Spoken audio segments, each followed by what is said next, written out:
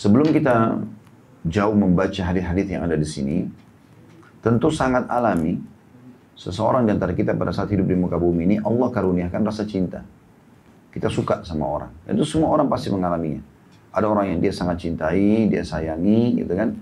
Dan dia takut kehilangan. Itu biasa. Nabi SAW pada saat ditanya oleh Amr bin As radhiyallahu anhu, siapa orang yang Anda cintai? Kata beliau, Abu Bakar. Beliau sebutkan, padahal ucapan Nabi SAW ini akan menjadi sebuah hukum di tengah-tengah umat. Beliau bisa mengatakan misalnya, saya mencintai semua muslim. Tapi tidak, Nabi SAW sebutkan seseorang.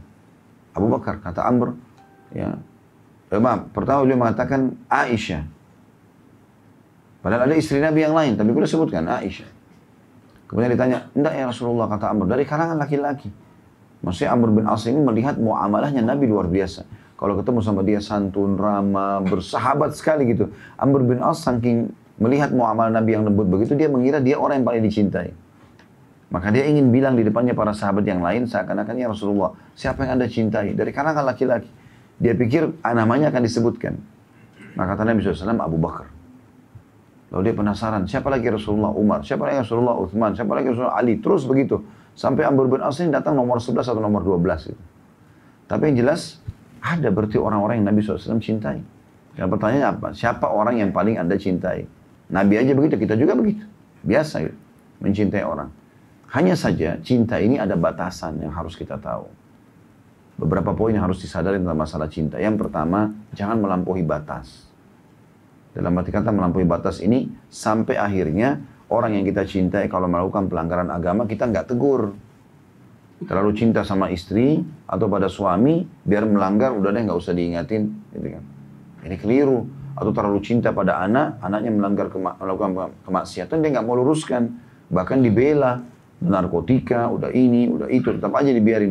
Maksudnya nggak usah dipenjarakan, nggak usah dihukum, segala macam. Enggak. Yang benar adalah biarkan merasakan hasil atau akibat daripada perbuatannya supaya dia kapok kan gitu. Itu penting.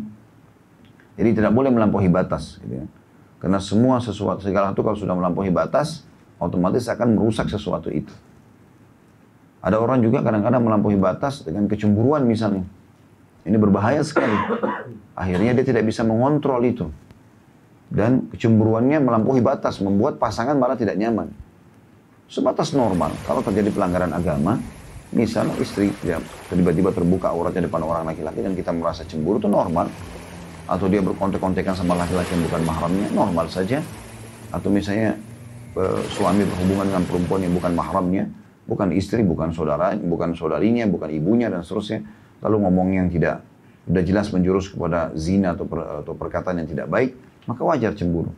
Tapi bukan cemburu misalnya karena kurangnya waktu, ya, atau cemburu dengan kurangnya perhatian. Mungkin kita cari udzur buat pasangan kita. Mungkin dia sedang ada kesibukan, mungkin sedang ada masalah, gitu kan. Itulah yang terjadi di kalangan para salafus saleh. Mereka mencintai iya. Tapi para istri Nabi, Ummahatul Mukminin sangat faham.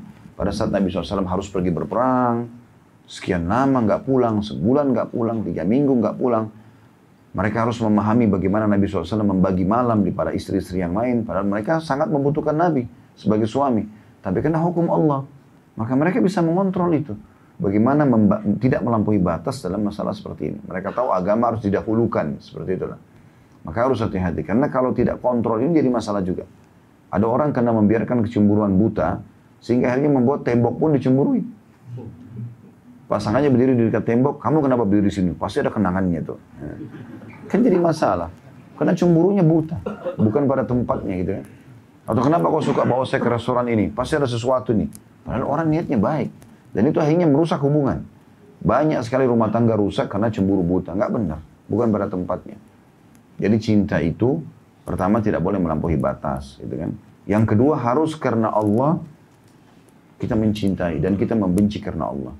Harus karena Allah. Maksudnya gini, kita mencintai pasangan kita mencintai teman kita, pekerjaan kita, karena memang semua ada di situ kebaikan yang Allah ridhoi.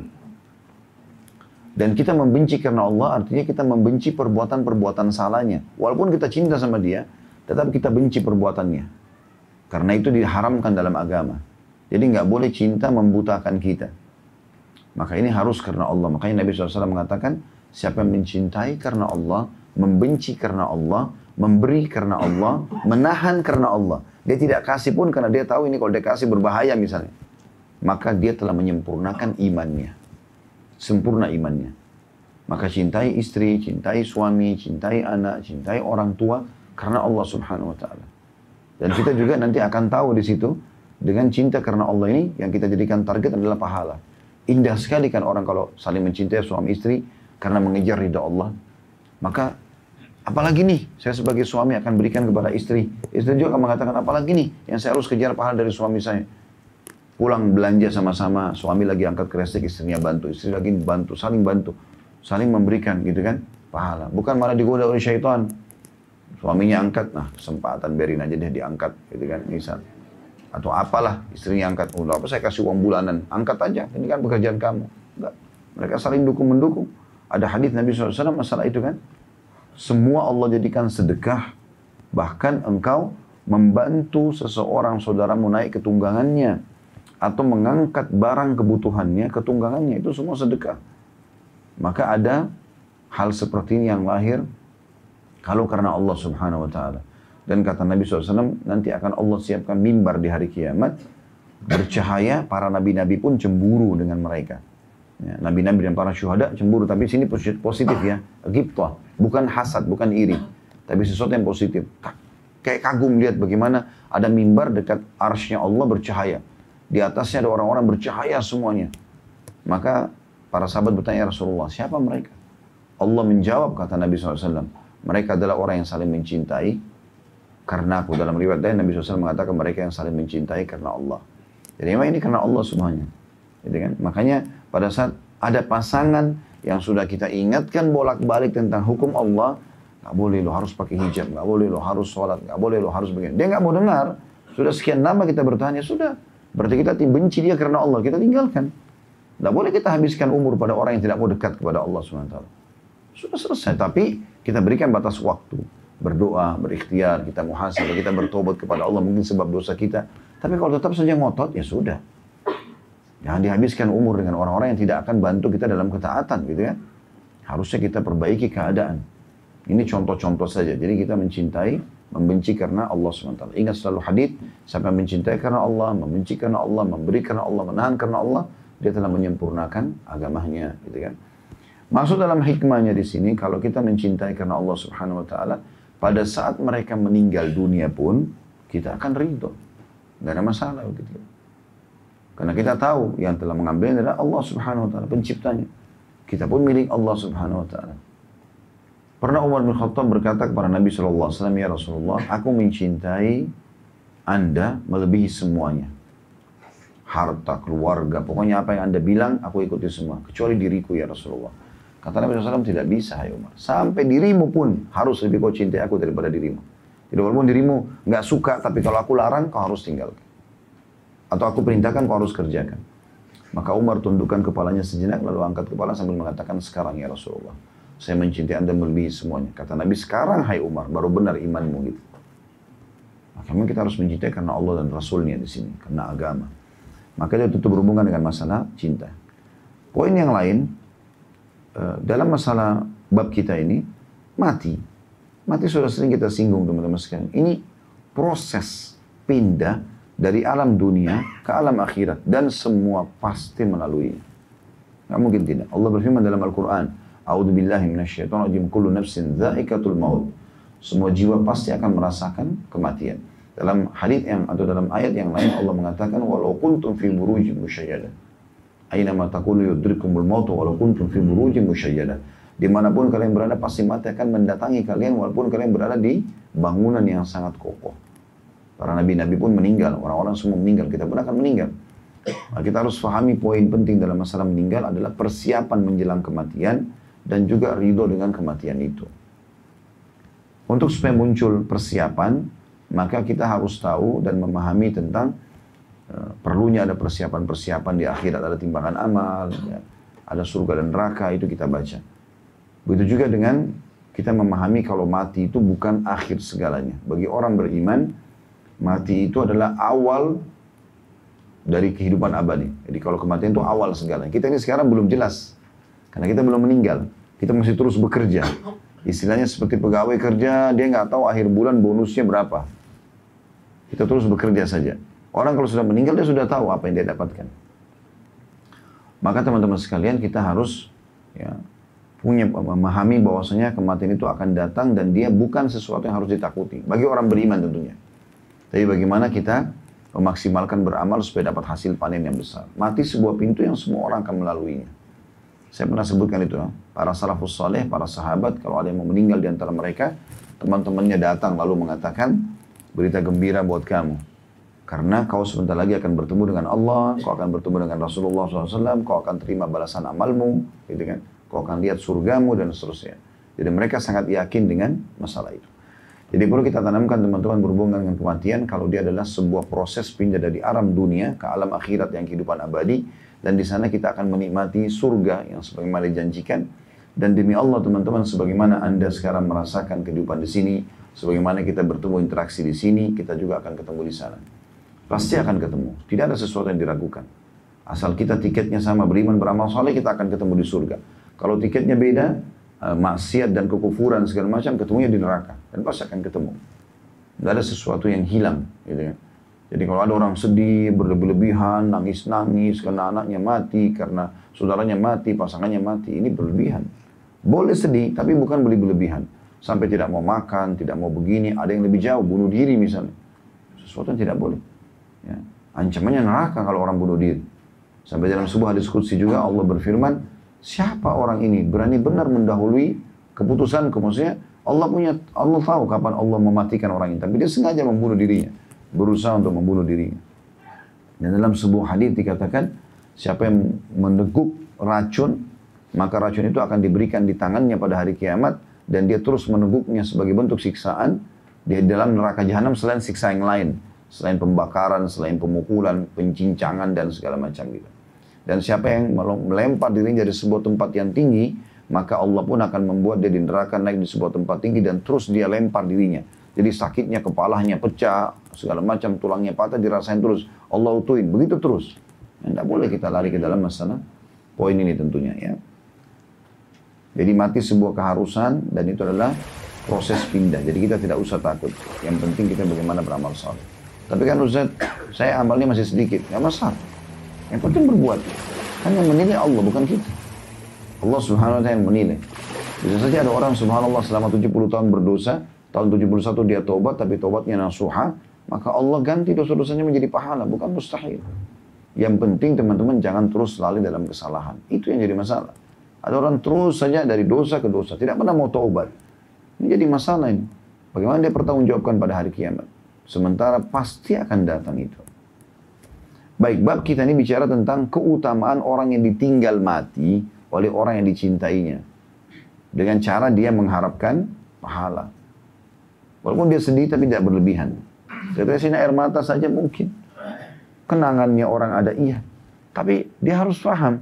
Sebenarnya orang yang meninggal ini sedang mendahului saya ke akhirat. Toh saya akan ketemu. Tinggal apa solusinya? Solusinya kita berbanyak amal soleh karena kesempatan. Ya, kita masih dikasih umur beberapa hari, beberapa pekan, beberapa bulan, beberapa tahun ke depan. Dan juga kita memperbanyak amal soleh buat si mayit. Itu bentuk cintanya. Jadi bukan berlarut dalam kesedihan. Tidak ada manfaatnya.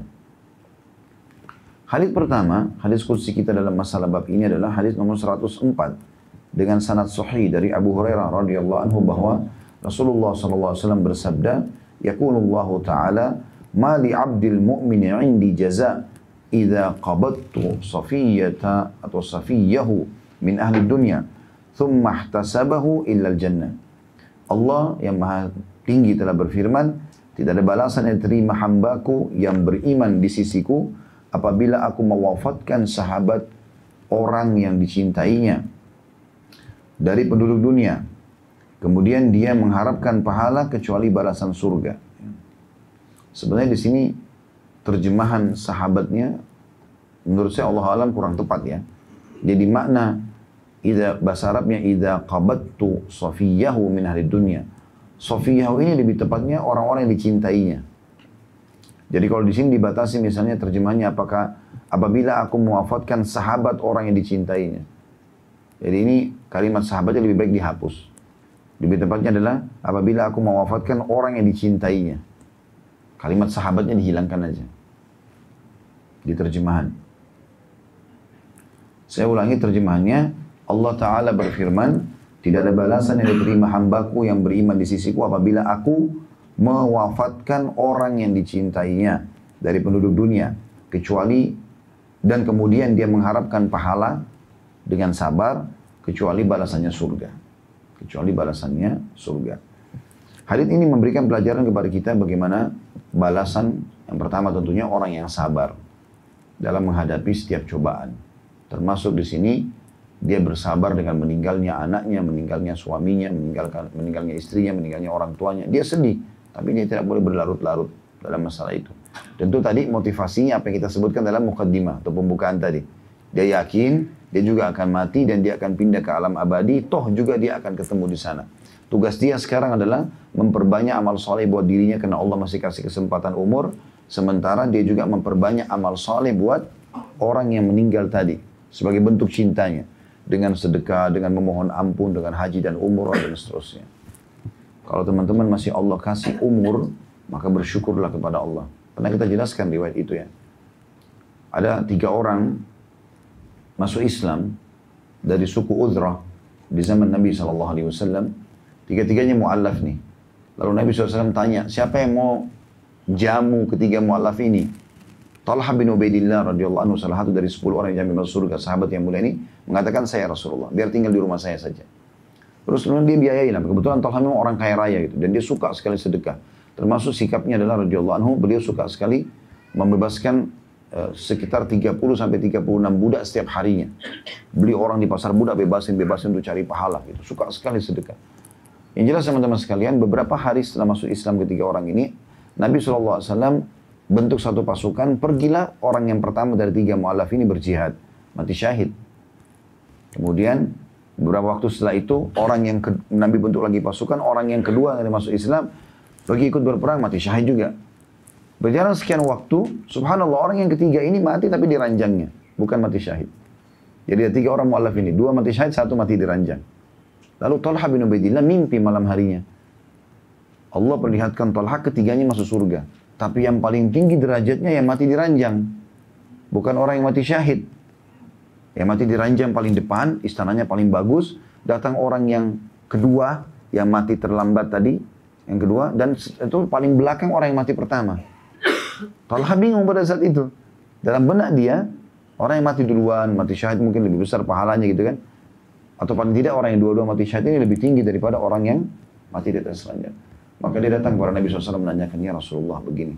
Kata Nabi SAW, kenapa kau heran hai Talha? Sesungguhnya tidak ada yang lebih baik bagi seorang muslim dibandingkan umur yang masih Allah kasih dan kesempatan beramal saleh. Ketahuilah dalam riwayat yang dikatakan jarak antara mereka seperti langit dan bumi. Maksudnya orang yang tidak mati syahid pun karena masih punya kesempatan sholat, puasa. Misal teman-teman punya istri, punya suami atau punya teman meninggal 1 bulan yang lalu. Kita masih dikasih umur sebulan. Kita meninggal sebulan setelahnya. 1 bulan ini mahal sekali nilainya. Karena kita isi dengan sholat, kita isi dengan zikir, kita isi dengan Quran. Itu tidak bisa dikejar oleh orang yang sudah meninggal. Maka jangan sia-siakan ini. Artinya kalau ada orang yang meninggal yang kita cintai, tugas kita adalah kitanya lebih termotivasi untuk beramal soleh kesempatan dan juga perbanyak amal buat dia. Maka ini yang jadi poin yang harus kita ambil dari hadis ini tentunya.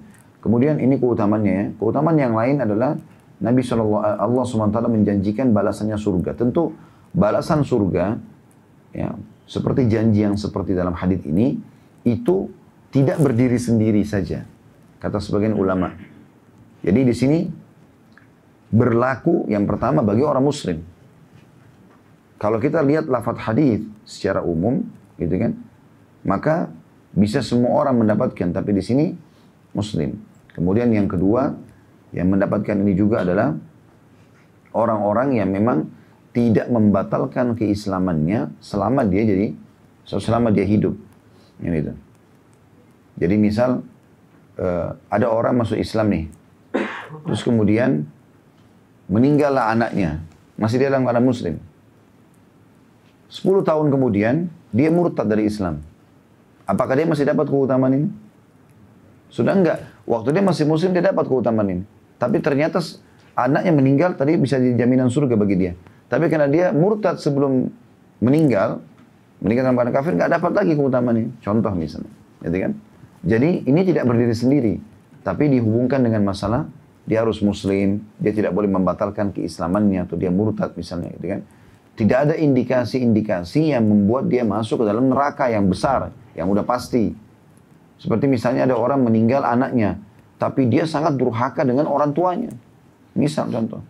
Sementara Nabi SAW mengatakan dalam hadis lain, termasuk orang yang tidak akan masuk surga adalah orang yang durhaka sama orang tuanya misalnya. Maka tidak boleh ada sebab-sebab yang lebih kuat yang membuat akhirnya tidak mendapatkan keutamaan ini. Jadi keutamaan ini didapatkan misal, orang itu memang sholat, orang itu memang beriman kepada Allah, terus meninggal anaknya, lalu dia sabar.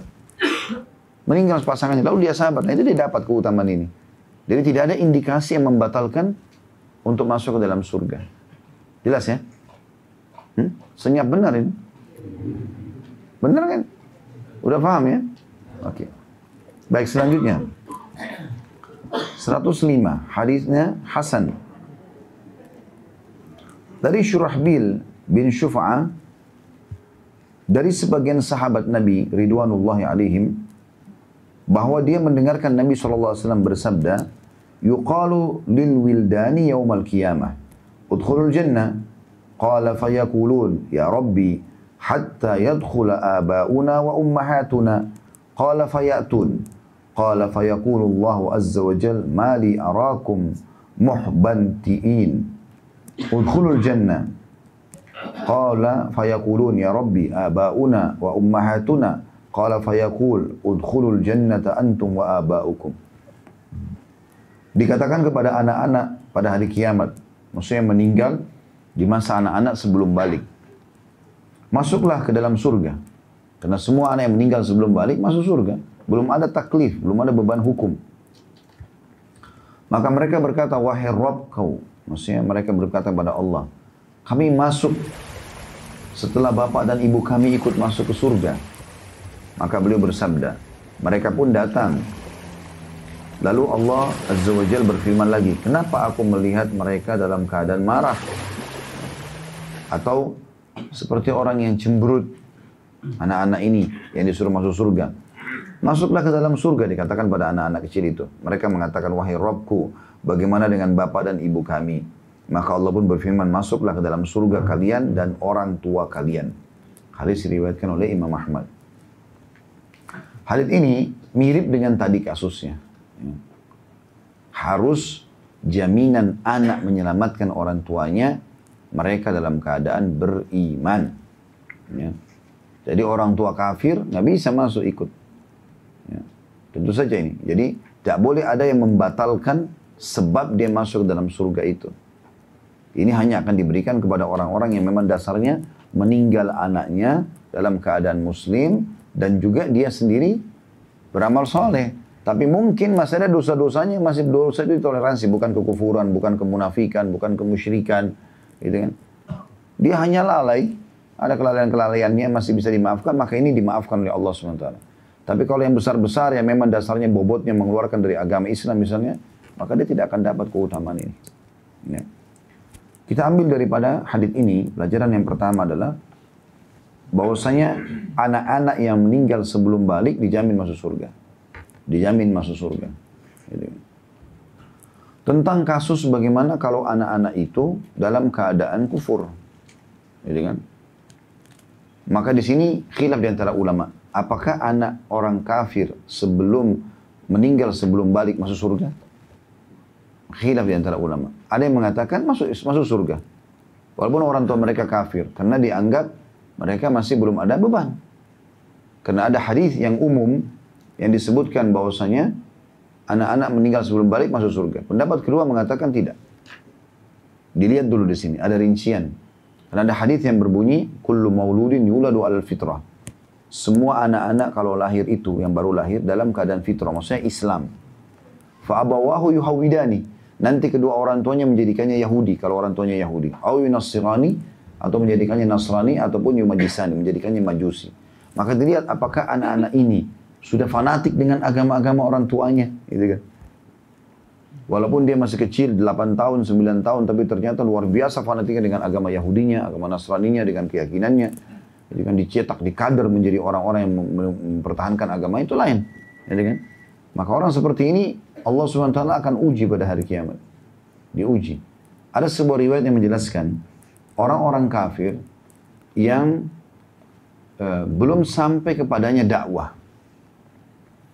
Misal, kalau zaman sekarang kan umumnya insya Allah dakwah sudah sampai ya. Karena medsos luar biasa masuk ke pelosok-pelosok muka bumi ini. Tapi ada zaman-zaman dulu. Kita anggap sebelum ada handphone, sebelum ada internet. Mungkin berapa puluh tahun atau ratusan tahun yang lalu. Gitu kan. Nabi SAW sudah meninggal 1400 tahun yang lalu. Tapi beberapa ratus tahun yang lalu itu belum ada mungkin orang yang. Ada beberapa pelosok yang belum sampai. Maka ini akan diuji oleh Allah Subhanahu Wa Taala. Dalam sebuah riwayat dikatakan akan diuji oleh Allah Subhanahu Wa Taala. Allah nanti datangkan mereka di depan neraka, lalu Allah suruh mereka loncat ke neraka itu. Buang dirinya, sebagai bentuk patuh nggak kepada Allah. Kata Nabi SAW, dan kalau mereka yang patuh, sengaja mau melemparkan dirinya ke neraka karena patuh kepada Allah, yakin Allah Tuhannya, maka mereka tidak akan disentuh sedikit pun oleh panasnya api neraka itu. Dan Allah masukkan mereka ke dalam surga. Karena dasarnya orang ini kalau sampai padanya berita, dia akan beriman. Terbukti, waktu disuruh loncat ke neraka oleh Allah, dia mau. Dan yang tidak mau, berarti dia akan kufur kalaupun datang risalah kepadanya. Tapi ini khusus orang-orang yang tidak sampai padanya dakwah, gitu kan. Zaman-zaman dulu di pelosok-pelosok muka bumi ini. Ya. Allahu alam kalau zaman sekarang masih ada. Gitu. Karena saya dengar ada beberapa perkampungan-perkampungan di pelosok bumi ini mungkin yang belum terjangkau. Orang-orangnya baru ditemukan, ya, mereka hidupnya masih sangat alami dengan alam dan seterusnya. Itu mungkin bisa kita bahasakan contoh-contoh seperti itu. Tapi di zaman dulu mungkin banyak terjadi ini. Itu termasuk yang kita ambil di sini tentang masalah pelajaran pertama, anak-anak ya, yang meninggal sebelum balik masuk ke dalam surga, dan di sini sudah kita sebutkan tadi. Kemudian di sini pelajaran yang kedua yang kita ambil tentang pertanyaan Allah Subhanahu Wa Taala. Di sini kan kalau kita baca secara letterlet, Allah bertanya ya, kepada mereka, kenapa kalian tidak mau masuk surga? Kenapa mereka cemberut? Ini kalau tidak difahami secara ilmu yang benar, orang akan menilai, tanda kutip ya, seakan-akan Allah, ada yang Allah tidak tahu. Nah, gitu. Kenapa harus Allah perintahkan anak-anak ini masuk surga, terus masih ada yang tidak mau masuk surga, dan seterusnya. Ini ada sebuah riwayat menjelaskan masalah itu. Riwayat yang sahih mirip dengan ini berbunyi, nanti akan terdengar suara gemuruh di depan pintu surga. Lalu Allah bertanya kepada para malaikatnya, kata Nabi SAW, suara apakah itu? Sementara Allah lebih tahu suara apa itu. Allah menanyakan ini bukan berarti Allah tidak tahu. Allah tahu. Tapi Allah menjadikan itu sebagai proses interaksi antara Allah Sang Pencipta dengan para malaikat. Ya kan? Untuk membuat kita ini manusia tidak punya hujjah lagi. Nggak punya bantahan di hadapan Allah SWT pada hari kiamat. Kenapa ya Allah? Kenapa ya Allah? Maka Allah buat proses seperti ini. Allah bisa saja masukkan ke surga tanpa harus menjelaskan kepada manusia kenapa. Allah bisa masukkan ke neraka ciptaannya tanpa menjelaskan kenapa. Tapi Allah SWT tidak turunkan syariatnya, Allah jelaskan, Allah segala macam gitu. Jadi pertanyaan ini bukan berarti Allah tidak faham. Makanya hadis yang menjelaskan tadi. Akan terdengar gemuruh di depan surga, lalu Allah bertanya kepada para malaikat yang suara apakah itu, sementara Allah lebih tahu suara apa itu. Maka mereka berkata itu adalah anak-anak muslim yang meninggal sebelum balik. Mereka minta agar orang tua mereka dimasukkan bersama mereka ke surga. Lalu Allah berfirman, masukkanlah mereka bersama orang tuanya ke dalam surga. Kemudian pelajaran yang ketiga adalah keutamaan bagi orang yang memiliki anak meninggal sebelum balik. Jadi ini sangat berhubungan dengan poin yang sebelumnya tadi, hadis sebelumnya, hadis 104. Kalau ada orang, tentu anak ini beda ya. Subhanallah, anak ini tidak ada istilah mantan anak. Ini. Tapi kalau pasangan cerai, ada dikatakan mantan istri, mantan suami. Tapi anak nggak mungkin gitu kan. Mereka sekali lahir ya sudah statusnya anak kita. Di dunia dan di akhirat gitu kan. Maka setiap ayah dan ibu pasti punya kedekatan jiwa dengan anaknya. Kenapa di sini dalam hadis hanya disebutkan anak. Kenapa bukan saudara? Kenapa nggak ada orang tua? Karena ulama, karena anak punya kedekatan jiwa tersendiri. Mereka punya kedekatan jiwa. Kapan kita baik sama mereka di masa kecil, mereka akan bakti sama kita di masa tua. Gitu kan? Mereka termasuk amal-amal jariah. Bahkan anak-anak ini bisa mengejutkan orang tuanya, gitu kan, dengan pahala yang besar.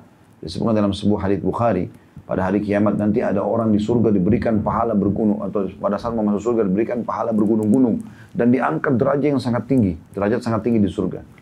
Karena mereka tahu ini belum pernah mereka buat, maka mereka mengatakan, dari mana ini pahala-pahala ini, derajat tinggi ini? Maka para malaikat mengatakan, dari istighfar anakmu untukmu. Jadi manfaatnya besar sekali gitu ya. Seperti itulah. Maka di sini ada keutamaan tersendiri. Kalau Allah SWT karunia bapak ibu anak, maka bersyukurlah kepada Allah SWT tentunya. Dan ini tanpa menyinggung orang yang belum dikarunia anak tentunya. Nanti kita coba berikhtiar, kita coba berdoa. Yang belum dikarunia terus berusaha. Supaya Allah Subhanahu Wa Taala berikan kepada yang sudah Allah berikan, jangan malah disiksa anaknya. Banyak orang begitu. Dia jadikan anak itu sebagai ajang emosional. Sedikit-sedikit marah, sedikit-sedikit pukul, diusir. Akhirnya menjadi anak-anak yang rusak. Ya, hanya rusak di masyarakat. Kita temukan yang jadi preman-preman segala macam, memang broken home di rumah. Gitu. Rusak semuanya. Karena orang tuanya kasar, taunya benci sama dia, taunya cuma dimarahin.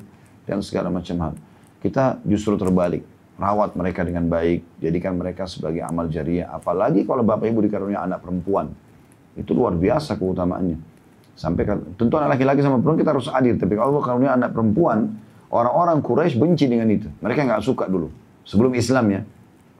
Allah ceritakan dalam Al-Quran, kalau Allah kasih mereka anak perempuan, muka mereka merah, memerah, dan marah.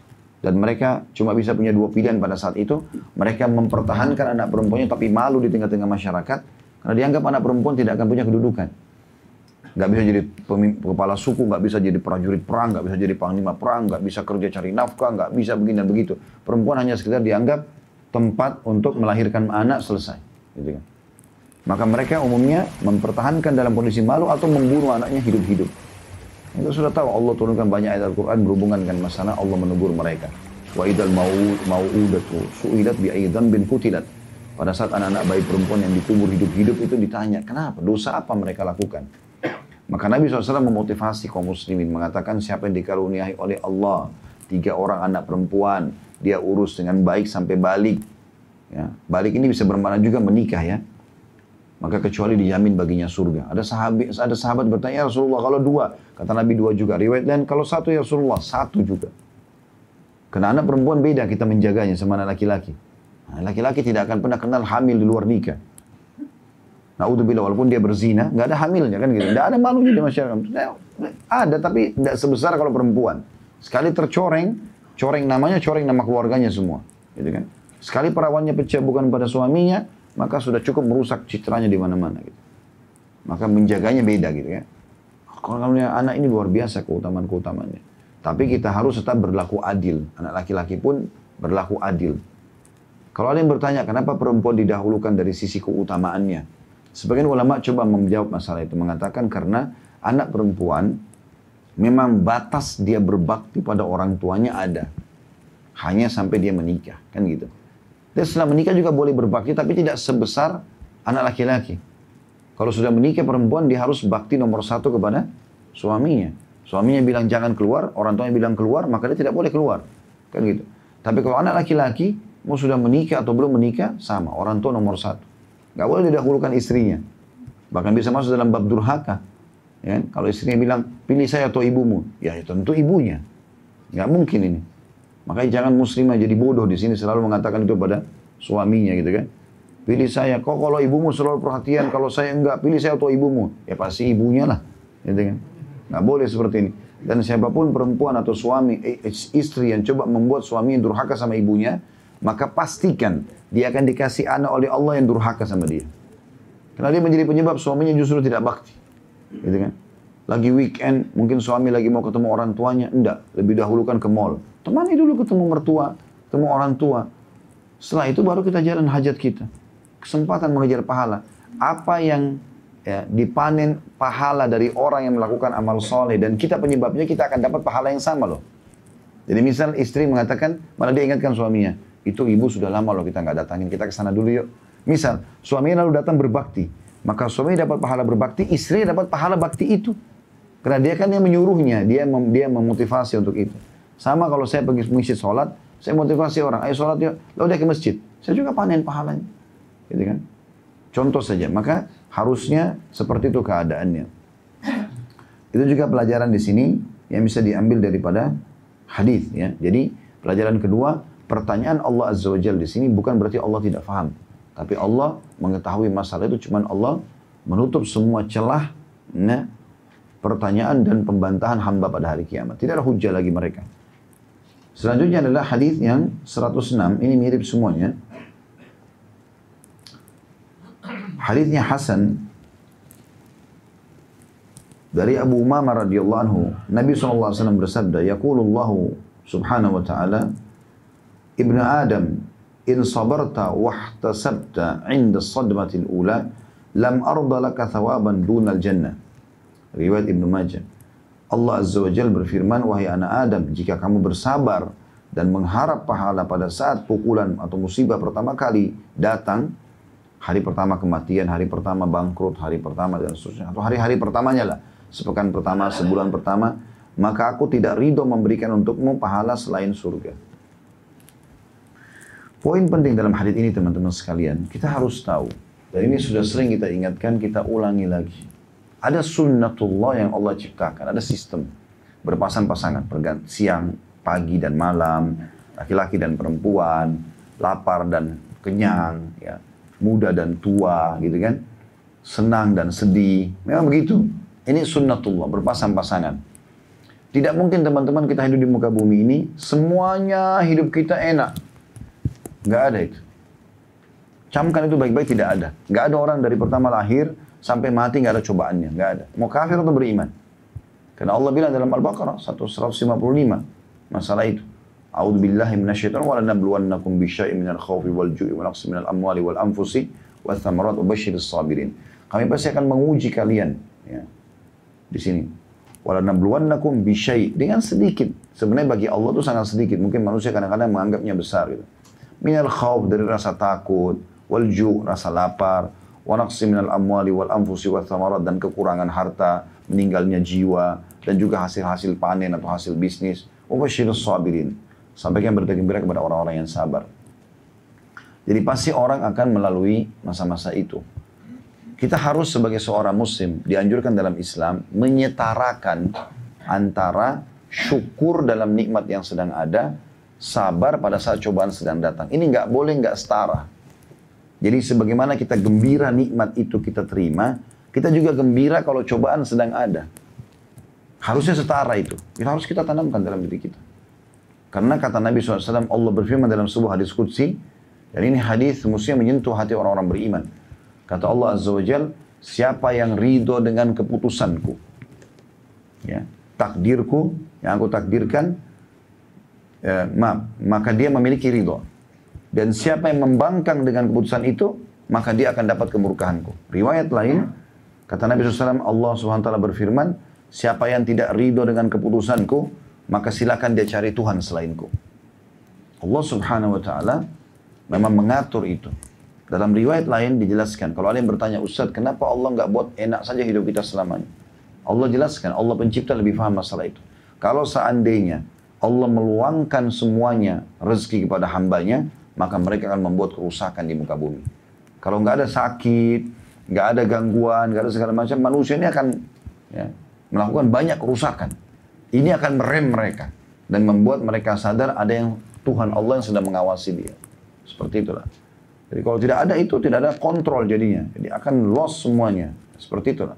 Jadi cobaan ini teman-teman adalah sesuatu yang harusnya kita nikmati. Ada sebuah hadits Nabi juga yang berbunyi, ketahuilah, ada hamba-hamba beriman, kata Nabi SAW. Waktu ditanya oleh para sahabat, ya Rasulullah, siapa orang yang paling berat cobaannya? Kata Nabi SAW, para nabi-nabi. Lalu siapa ya Rasulullah? Orang yang mendekati imannya para nabi-nabi. Jadi kalau Bapak Ibu merasa cobaannya kok berat sekali, itu bertanda keimanan. Ya. Untuk jadikan sebagai bahan introspeksi diri, memperbaiki kalau ada kesalahan, sekaligus kita bersabar mengejar pahala. Kalau memang kita anggap kita tidak buat salah, berarti cobaannya sedang datang. Tiba-tiba jalan orang caci maki lah, apalah segala macam. Kita nggak ada kesalahan sebelumnya. Maka itu berarti peninggian derajat gitu kan. Kata Nabi SAW, orang-orang yang mendekati iman para nabi-nabi. Ketahuilah, orang-orang beriman itu, kata Nabi SAW, maksudnya orang yang sudah sampai pada level tingkat iman yang tinggi, mereka diuji oleh Allah sampai pada tingkat mereka tidak punya tambalan baju mereka. Diuji sama Allah dengan kemiskinan, sampai mereka tidak punya tambalan baju kecuali sisa-sisa kain yang mereka temukan dan mereka tampal. Mereka tidak punya makanan kecuali sisa makanan, kata Nabi SAW. Tapi mereka mencintai cobaan tersebut sebagaimana kalian cintai kenikmatan. Ada perasaan itu. Jadi termasuk tanda keimanan teman-teman, kalau kita lagi sehat, alhamdulillah. Kita lagi dicoba pun, alhamdulillah. Karena dengan kita sakit misalnya, kita jadi tahu nilainya sehat. Toh, Nabi SAW mengatakan sebagai orang muslim kita harus yakin, Allah tidak pernah turunkan penyakit kecuali Allah turunkan kesembuhan bersamanya. Berobatlah wahai hamba-hamba Allah. Berarti kita punya solusi, bukan tidak punya. Tapi Allah memperlihatkan kepada kita tentang variasi kehidupan ini. Jadi kita harus paham poin ini. Ya. Jadi nikmati kesabaran itu. Kalau kita nikmati sebuah cobaan itu, dalam arti kata di sini bukan kita tidak ikhtiar cari jalan keluar ya, tapi kita faham ternyata Allah sedang menguji saya dan saya coba bisa melalui ini, gitu kan? Maka insya Allah dia akan lulus. Dan setiap cobaan teman-teman makin berat, berarti makin ada sesuatu yang besar menunggu Anda di ujung cobaan tersebut. Ya. Saya yakin kita sudah sering menghadapi cobaan dalam hidup kita, tapi kita tahu bahwasanya setelah kita melaluinya, kita tahu ternyata ada ujungnya. Memang begitu. Sampai ajal kita datang. Tapi kalau selama ajal belum datang, pasti Allah mengatakan fa inna ma'al usri yusra. Inna ma'al usri yusra. Pasti ada setelah kesulitan ada kemudahan. Ya. Sebagian ulama bahkan mengatakan orang itu jadikan sebagai bahan muhasabah atau tidak, tetap permasalahannya akan redah. Gitu kan? Kata Nabi SAW dalam hadis yang lain, Allah menciptakan segala sesuatunya itu bermula dari kecil, baru membesar. Kayak kita manusia misalnya, bayi, anak-anak baru besar gitu kan. Pohon, Allah ciptakan bibit kecil sampai jadi pohon besar. Begitu semuanya, kecuali cobaan. Allah ciptakan dia besar dulu, baru dia mengecil. Begitu hadisnya. Jadi semua masalah pasti kita anggap besar awalnya, tapi nanti jadi kecil dia. Kata ulama, orang itu memahami itu sebagai pelajaran dari Allah, sehingga dia muhasabah, dia istighfar, dia kesempatan dekatkan diri pada Allah, atau orang itu tidak jadikan bahan muhasabah. Dia akan lalui permasalahannya itu. Tapi mungkin ada orang, kalau tidak jadikan bahan muhasabah, tidak mengembalikan hak orang lain, nanti hukumannya ada, bisa dia dipenjara, apa segala macam. Tapi akan reda. Nanti akan kecil masalah itu bagi dia. Dia akan merasa jadi kecil. Beruntunglah orang yang menjadikan kesempatan cobaan yang datang itu sebagai ajang pendekatan diri kepada Allah. Karena saat itu kita bisa nangis pada saat ibadah. Kalau kita pernah Bapak Ibu mungkin hadapi masalah berat, lalu Bapak Ibu sampai tetesin air mata, nangis, mohon sama Allah. Itu mahal sekali nilainya. Mahal. Belum tentu kita kalau sekarang lagi sehat begini, lagi tidak ada masalah, kalau kita mau nangis, belum tentu keluar air matanya.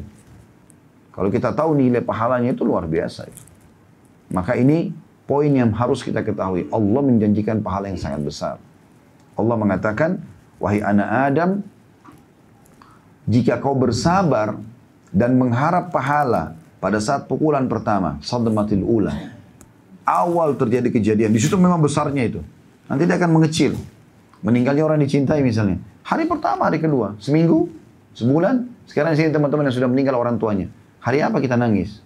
Pertama, kedua, sekarang setelah setahun, setelah 10 tahun, masih nangis. Udah enggak, dia kecil. Otomatis gitu kan. Seperti itulah. Justru pukulan pertama itu dibutuhkan kesabaran di situ. Dikatakan, maka aku tidak ridho. Allah sendiri tidak, ya, tidak kita bahasakan dengan bahasa misalnya Allah tidak ridho dalam arti kata di sini Allah memaksakan dirinya, enggak. Tapi Allah Subhanahu Wa Taala memang memastikan pada dirinya sendiri sebagai janji yang benar dan Allah tidak akan pungkiri janjinya. Dia tidak akan memberi balasan dengan orang seperti ini kecuali kesabaran. Dan ini berarti dia tidak akan mendapatkan kecuali surga. Dan ini menandakan teman-teman, dalam hidup kita banyak sekali peluang masuk ke dalam surga, karena selalu ada saja cobaan. Yang penting sabar di pukulan pertamanya, gitu ya. Kesabaran itu. Misalnya, contoh sederhana, kita bangun tidur sakit. Ya itu masalahnya di situ. Kalau kita sabar, oh Allah lagi uji saya, alhamdulillah, sebagaimana Allah sudah kasih saya sehat, cukup. Kita coba renungi nikmat-nikmat Allah. Dalam 1 tahun 365 hari, kan itu, kita sudah Allah berikan kesehatan misalnya. Tahun depan baru Allah kasih flu. Berarti flu ini paling seminggu, 10 hari gitu kan. Tapi kalau kita pertemukan dengan nikmat Allah, setahun Allah tidak kasih kita sakit, itu kan tidak berimbang sebenarnya. Jadi kita lihat nikmat-nikmat Allah yang besar kepada kita. Jangan selalu kufur nikmat. Berbahaya teman-teman sekalian. Berkeluh kesah selalu seakan-akan tidak punya apa-apa. Ada orang begitu. Badannya sehat, mobilnya bagus, semuanya bagus. Begitu ketemu keluh kesah. Ini bahaya sekali, ini kufur nikmat.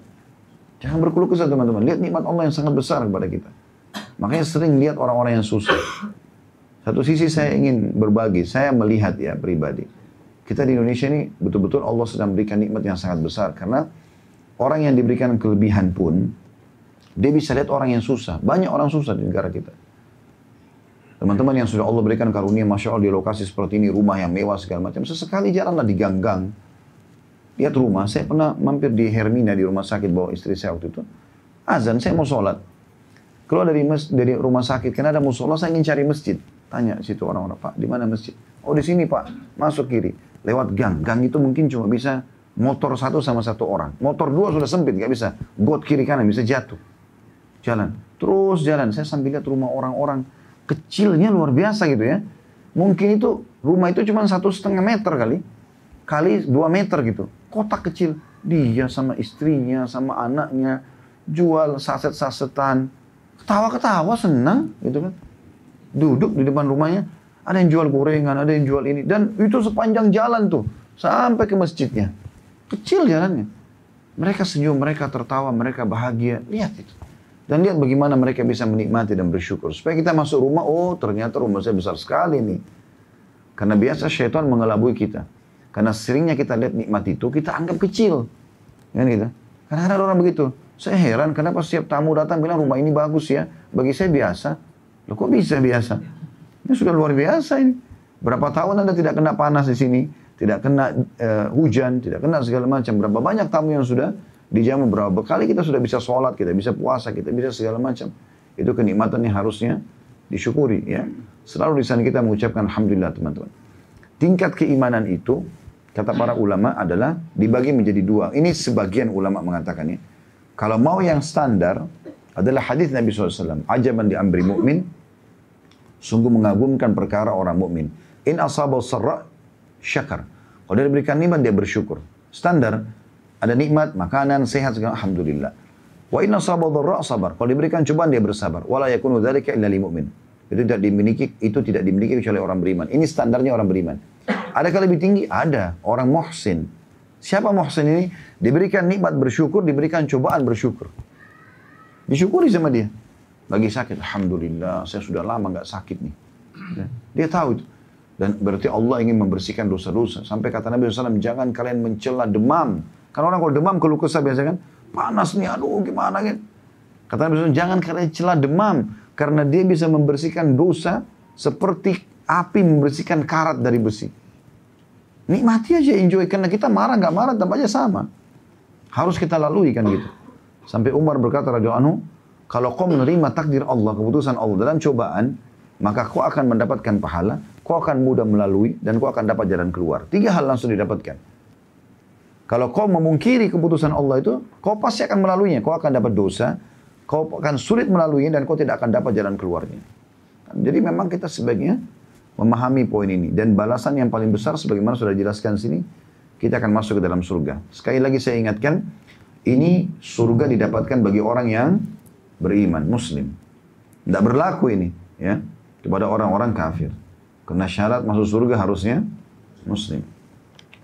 Hadis selanjutnya, ini hadis terakhir dalam bab kita, nomor 107.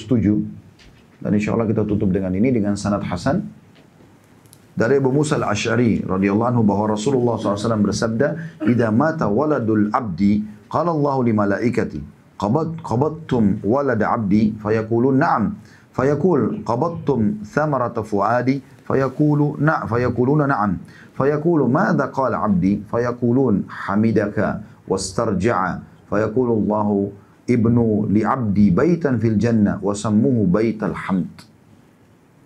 Jika anak seorang hamba meninggal, seorang di antara kita anaknya meninggal dunia sebelum dia, maka Allah bertanya kepada para malaikatnya, kalian telah mencabut nyawa anak hambaku? Mereka menjawab iya. Lalu dia bertanya lagi, Allah SWT, kalian telah mengambil buah hatinya? Mereka menjawab iya. Lalu dia lagi bertanya, subhanahu wa ta'ala, apa yang dikatakan hambaku pada saat kalian mencabut ruhnya anaknya? Mereka menjawab, para malaikat, dia memujimu dan beristirja. Alhamdulillah.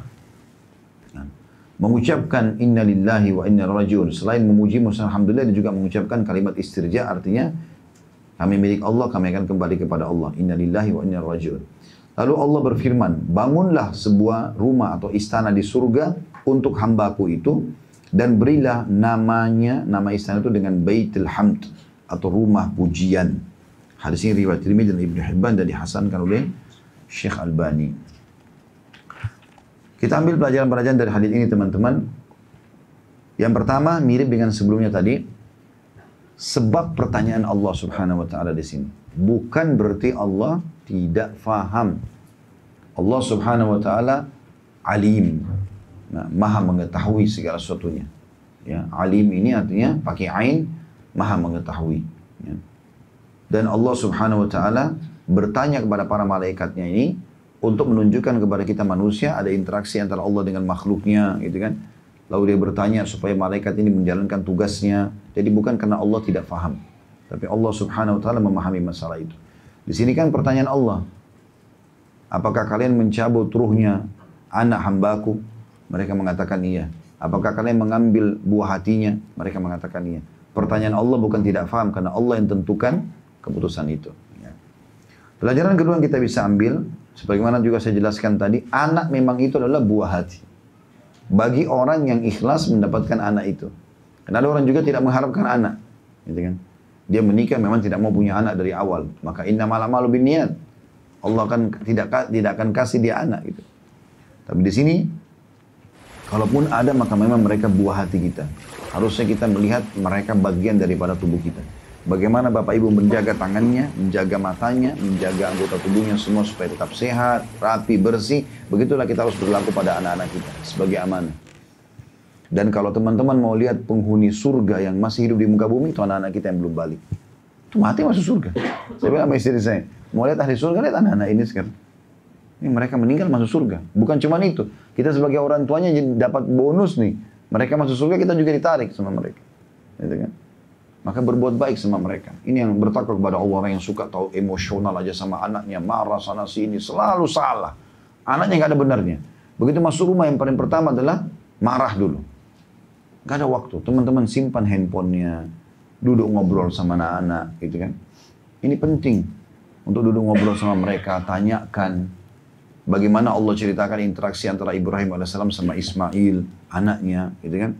Dan bagaimana Ismail karena kedekatan diri sama ayahnya yang saleh, akhirnya juga menjadi saleh, Allah nobatkan jadi nabi, sampai waktu mau disembelih dia pasrahkan dirinya. Kan ada interaksi antara orang tua sama anak, diceritakan kan gitu. Bagaimana Imran dengan istrinya dalam surah Imran berdoa kepada Allah SWT agar anak yang lahir di perutnya atau hamil di perutnya istrinya Imran ini menjadi anak yang saleh, laki-laki atau perempuan, dan lahirlah Maryam. Dan Maryam dididik dengan baik sampai akhirnya Allah sucikan, Allah muliakan, lahirlah Isa dari rahimnya dan seterusnya. Dan banyak sekali kisah-kisah berhubungan dengan masalah hal-hal seperti ini.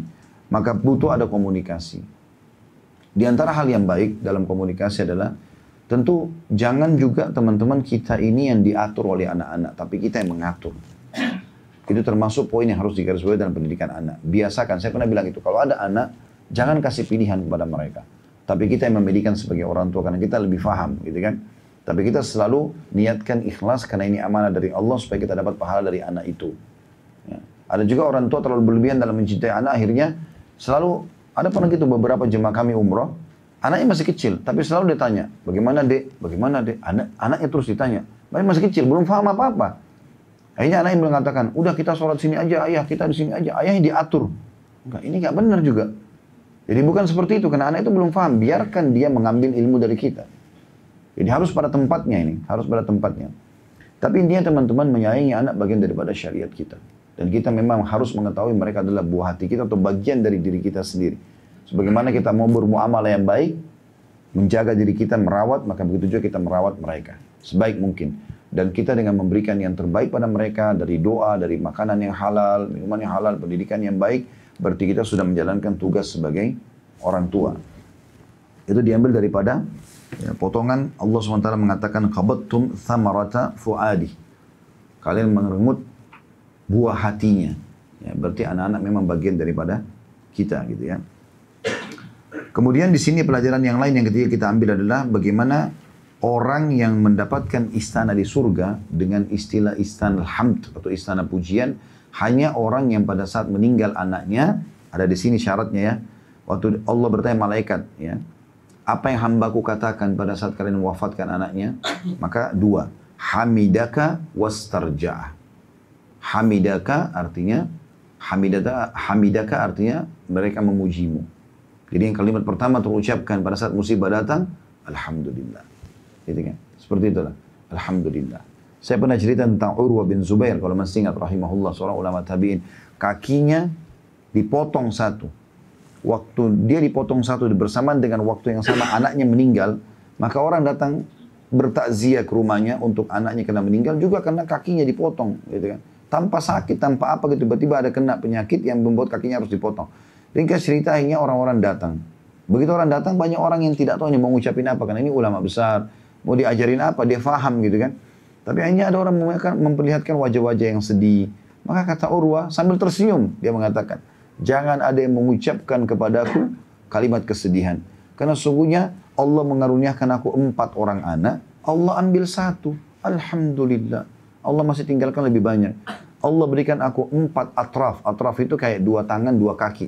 Allah ambil 1. Kaki 1. Masih ada 3. Alhamdulillah. Begitu loh mereka melakukannya. Jadi mereka lihat nikmat Allah yang lebih besar gitu. Ya, saya kadang-kadang juga melihat begitu. Ada orang berkeluh kesah. Saya kena penyakit gula, Ustaz. Saya begini dan begitu. Pernah datang ke saya gitu. Tapi subhanallah duduk, ngobrol. Masih berjalan. Datang ke pengajian. Loh berarti nikmatnya Allah besar sekali. Kenapa harus terbebani dengan masalah itu? Sudah tinggal obat. Sabar, gitu kan? Laluilah itu, nikmati saja. Ingat selalu sabda Nabi SAW, Allah tidak turunkan penyakit kecuali Allah turunkan bersamanya obat. Kan begitu. Jadi kita memuji Allah SWT dalam masalah itu. Karena Allah tidak mungkin jadikan itu kecuali dengan hikmahnya. Dan kemudian jangan lupa yang kedua, istirja. Selalu ini. Inna lillahi wa inna ilaihi raji'un. Inna lillahi wa... Jangan lupa itu. Inna lillahi wa inna ilaihi raji'un.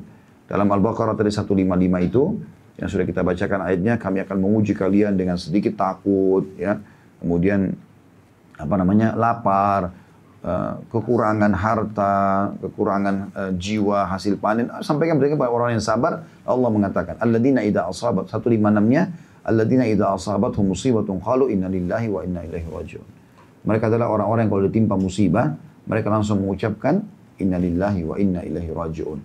Dalam hadis yang lain, sampai mengucapkan pada saat datang musibah padanya inna lillahi wa inna ilaihi raji'un, kami milik Allah, kami akan kembali kepada Allah, ditambah dengan Allahumma ajurni fi musibati wa akhlif li khairan minha. Allahumma ajurni ya. Saya pernah sebutkan di sini ada kekeliruan ucapan saya mengatakan Allahumma ajirni. Ya, jadi yang benar Allahumma ajurni. Ya Allah balaskanlah aku, berikan aku balasan pahala dalam musibahku ini, wa akhlif li khairan minha, dan gantikan aku yang lebih baik darinya. Kecuali Allah akan ganti kesedihannya menjadi kegembiraan. Seperti itulah. Jadi seakan-akan kalau ada orang meninggal anaknya, dia ucapkan kalimat ini, seperti dia sedang minta sama Allah digantikan anak yang lain. Ya, bercerainya dengan pasangannya, mungkin yang buruk, maka Allah gantikan pasangan lebih baik, dan seterusnya. Bangkrutnya usahanya, dipecatnya dalam usaha, dia kalau ucapkan ini, maka Allah akan gantikan yang lebih baik.